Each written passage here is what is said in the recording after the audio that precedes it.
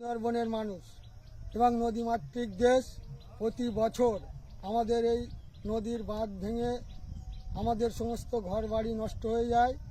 কেন্দ্র এবং রাজ্য উভয় সরকারের কোনো হেলদোল নেই এই সুন্দরবনের মানুষের প্রতি।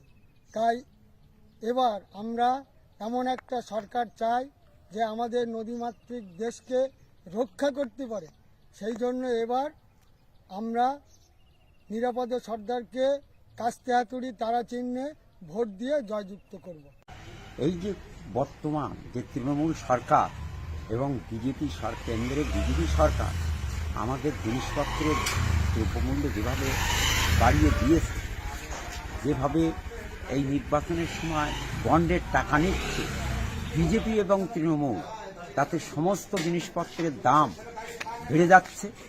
আমরা জিনিসপত্র আর বাজারে গিয়ে কিনতে পাচ্ছি না, আমাদের ক্রয় ক্ষমতা নাগালের বাইরে চলে গেছে। 34 বছর বাম সরকার যখন ছিল তখন আমরা অনেক সুস্থ ছিলাম।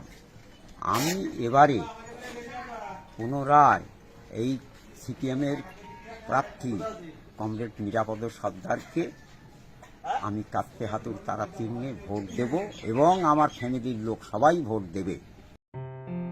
আসন্ন লোকসভা নির্বাচনে রাজ্যের প্রতিটি প্রান্তে বামফ্রন্ট প্রার্থীদের জয়ী করুন।